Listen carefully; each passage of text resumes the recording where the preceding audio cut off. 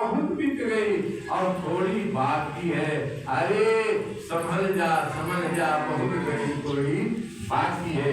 यह बतलाने के लिए जीव को यह और समाज की स्थिति आज की पीढ़ी में बन गई है। सूर्योदय तो कोई देखता ही नहीं। आज सूर्योदय जो नहीं देखेगा वहाँ पर लक्ष्मी बात नहीं कर सकेगी। और इस प्रकार कहते हुए संसार के अंतर्गत निरूपण करते हुए सुखी महाराज ने श्रवण की को कहा। अब तुझे श्रीमद् भागवत की दिव्य कथा को मैं श्रवण करा रहा हूँ। अब श्रीमद् भागवत की महत्व की कथा यहाँ से प्रारंभ होती है, जिनको कौशिक संहिता कहते हैं।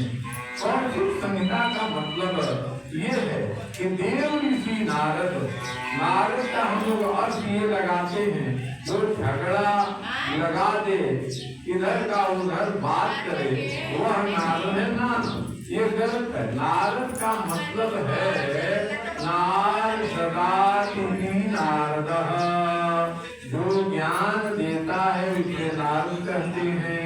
दूसरा अथवा भूले भटके अटके लटके जीवों को भगवान तक पहुँचा देता है, उसे नारद कहते हैं। तीसरा अर्थ यह नारद का हुआ नारद, जिसका वचन कोई रद्द हो ही नहीं, उसे नारद कहते हैं।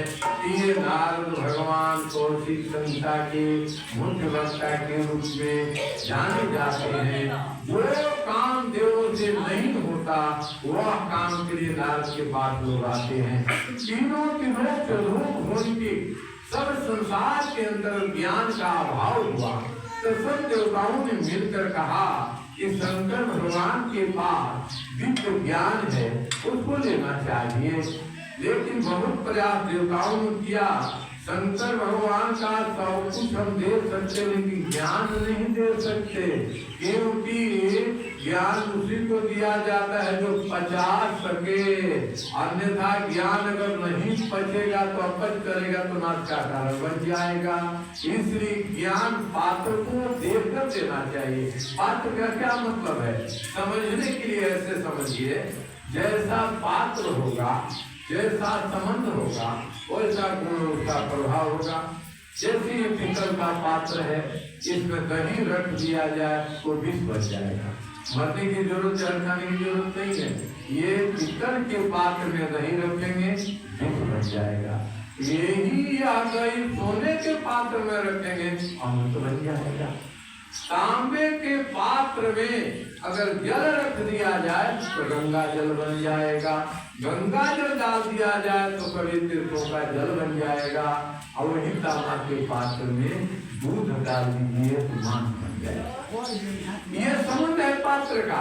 जैसा पात्र संगत होगा वैसे ही रंगत होगी। इसलिए संगत से सावधान रहना चाहिए। कहाँ किससे संबंध होना चाहिए, किससे संगत करना चाहिए, यह ज्ञान की बात है, भागवत से हमें मिलता है।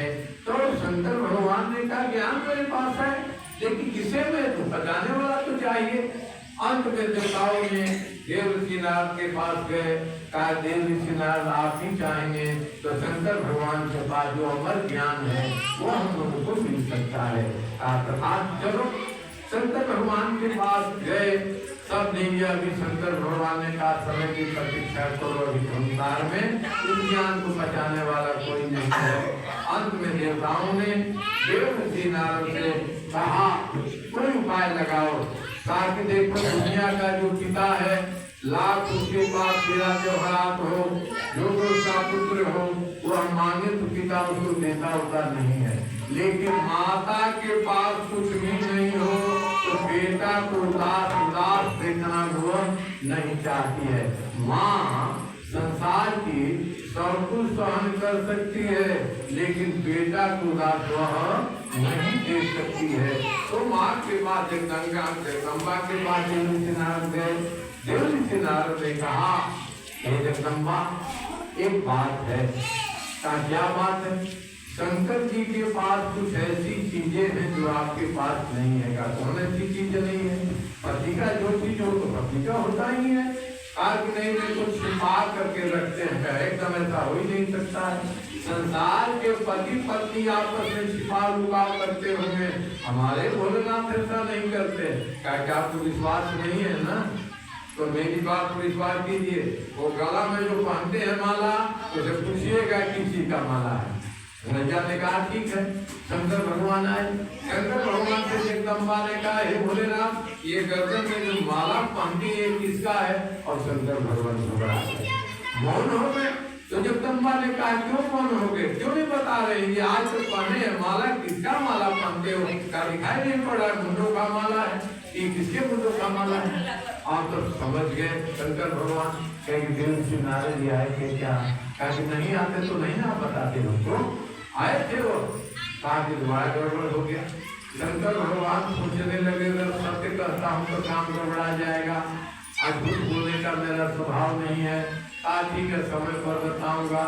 देव ऋषि नारद से याद किया, देव ऋषि नारद से कहा हे देवर्षि सब घर जाते हो, ठीक है मेरे घर भी आया, हाँ बाबा गया था, क्या कहा, कुछ नहीं बाबा यही कहा कि आपका गला में जो हाथ पहनते हैं ये हाथ किसका, ये तो कहा, मैं कुछ नहीं कहा, बता दीजिए, कहा बता दूं मैं, कहाँ बता देना है आपको, कहा ये तो मुंडों का माला है, इसमें क्या दिक्कत है, तो कहा ये मुंडों का माला वो जगदम्बा के ही मुंडों का माला है, और जब ये मुंडों का माला कहेंगे तो कहने लगे कि जिला दीजिए तो बड़ा गड़बड़ हो जाएगा।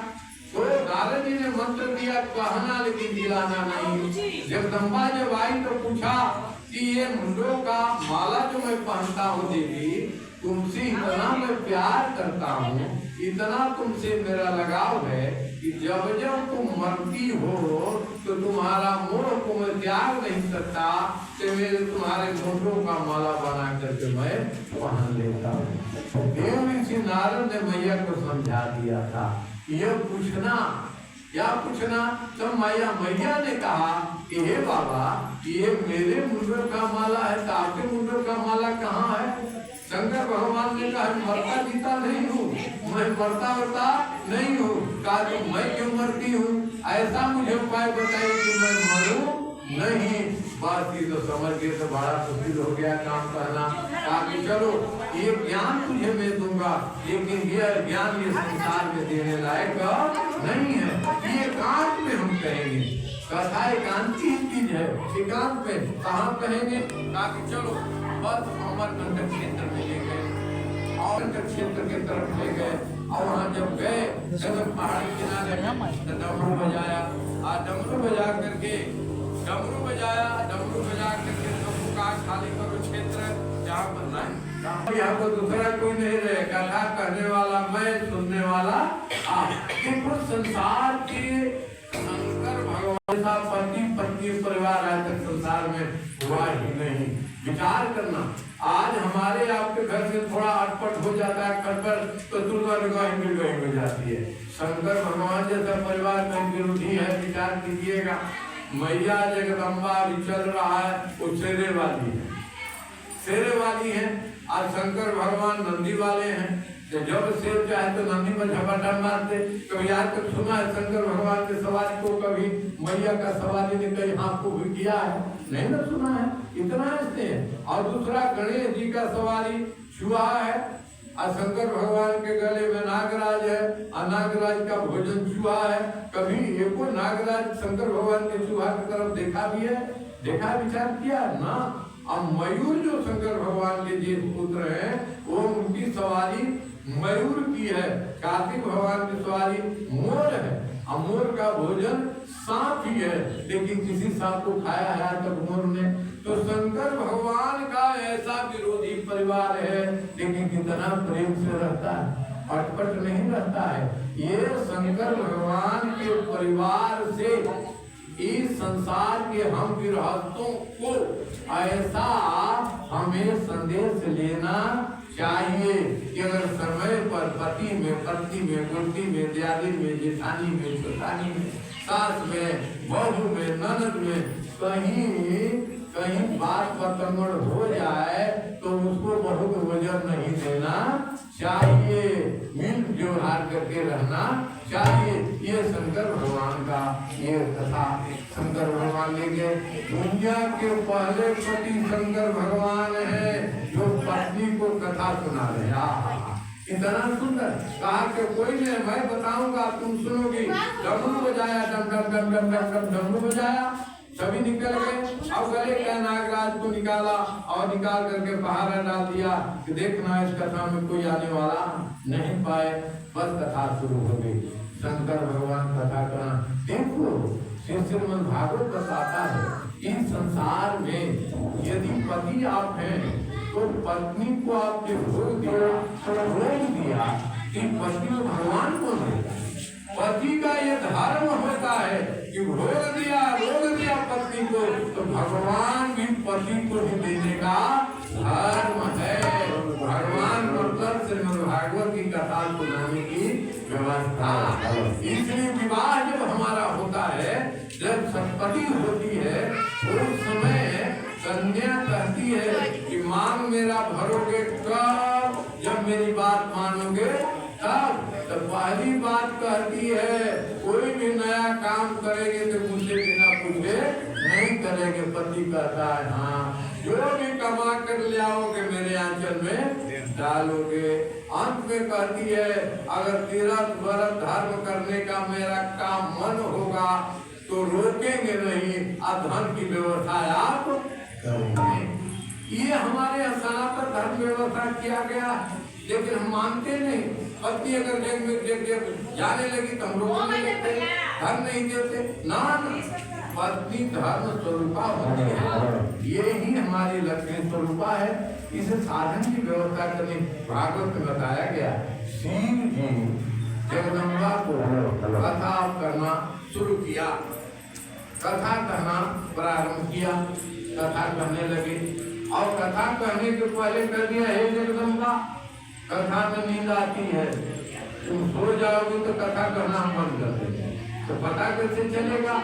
हुकारी तुझे करना, हाँ हाँ कहना होगा। कहा ठीक है। कथा कहती, कथा कहना शुरू किया, हुकारी भरती गई। अंत में कथा जब कृष्णचंद्र की कथा कहना प्रारंभ किया शंकर भगवान, तब माता पार्वती कहती हैं ये भगवान होकर साड़ी कहीं चुराते हैं, सही को चुराते हैं। और अरे और कथा कहाँ गई? कौन की कथा की तुम बात कर रही हो? कि ये कथा में हुकारी कौन भर रहा था? कहा कि कौन? देखा गया कि गंदा फुगा का बच्चा जो था वह हुकारी भर रहा था। शंकर भगवान ने कहा तो गजब हो गया, कि तो ज्ञान ले लिया, ज्ञान तो मैं तुझे दे रहा था। अमर ज्ञान, अमर कथा, अमर में जिसको कहते कथा तुझे सुना रहा था कि तुम ये छोड़ूंगा नहीं। शंकर भगवान जिसको लेकर पड़ गए, पीछे पीछे पड़े, भागते भागते भागते भागते चला गया। तीनों भोर में वो सुख के बच्चा को आसान नहीं किया। शंकर भगवान जिसको पीछा करेगा संसार में कहीं जगह मिलेगा कहीं नहीं। नारायण भी यही कहते हैं हमारी भक्ति भी उसे मिलेगी जिसे शंकर भगवान कृपा करेंगे। मुनियों से कहा हे मुनियों, मैं तुझे बता रहा हूँ जहाँ पर कृपा करे न पुरारी, तो नर न पाओ भगती हमारी। इतना ही नहीं, शिवद्रोही ममदास कहावा, तो नर कोई सपने नहीं भावा। सपना में मैं नहीं देखना चाहता हूँ। तो शंकर भगवान की कृपा चाहिए, उसी कृपा का नाम अमर कथा है। जो शुरू हुआ कथा तो उसने सुन लिया। और शंकर भगवान पीछा करते करते गए, कोई स्थान नहीं मिला। धारा धाम पर भारत में आया। आज भारत में आया तो कहते हैं व्यास जी महाराज वहाँ पे उनकी पत्नी अरणी थी। व्यास महाराज की पत्नी अरणी थी। अरणी महारानी अपना जमाई दे रही थी, मुंह खुला उनके पेट में वह ढूंढ गया। और शंकर भगवान कहते हैं चोर आया है, चोर आया है। कहा मेरे घर में कोई चोर नहीं है, कोई चोर नहीं है, ऐसा कहा। अंत में शंकर भगवान कहा कि नहीं, मेरे पास अमर ज्ञान है। उस अमर ज्ञान की कथा मैं जो अमरबेल पर्वत पर कथा कर रहा था उसको सुना है, चुपके से सुना है। वेद व्यास जी ने कहा चुपके से सुना या प्रगट से सुना, कथा तो सुन लिया है आपका। अमर कथा सुन लिया तब मार आप नहीं सकते हैं उसे। तब कहा कि आपकी कथा का ये प्रचार करेगा। कथा सुन और समय बीतने लगा। अन्य एक बरस में पूरा दूसरा बच्चा प्रवेश कर गया है। 1 बरस 2 बरस 3 बरस बीता। देवताओं ने देवी से नारद को कहा और क्या होगा, और तो वह सुना कथा है, पूरा कथा वही सुना है, और तो गर्भ में है। देव से नारद आए और कहा कि अरे सुखदेव बाहर निकल आइए बाहर। कहा कि ना ना, संसार में मैं जाऊंगा तो लिपट करके मर जाऊंगा, मैं संसार में जाने वाला नहीं हूँ, संसार में यही ठीक है। कहा कि ना ना, बाहर आना होगा। 1 बरस 2 बरस 3 बरस 4 बरस 5 बरस बीत गया, 10 बरस बीत गया, 12 बरस बीत गया। कहा कि मैं बाहर आने वाला नहीं हूँ। कहा कि जब से जीव भय संसारी, इस संसार में जब आते हैं, जब तक माँ के गर्भ में रहते हैं, माँ से हम भगवान से प्रार्थना करते हैं, हे प्रभु मुझे इस संसार से, इस नरक से बाहर निकालो, तेरा भजन करूंगा। आज जैसे बाहर आते हैं, जब से जीव भय संसारी, जब आते हैं तो खिलौना भूल जाते हैं, तब विवाह हो गया तो माता पिता को भूल जाते हैं, ससुराली ही लागी प्यारी मिल जाते हैं, और तभी ये सब हमारा क्रम चलता रहता है, भगवान को भूल जाते हैं। देखो संसार में अपना भगवान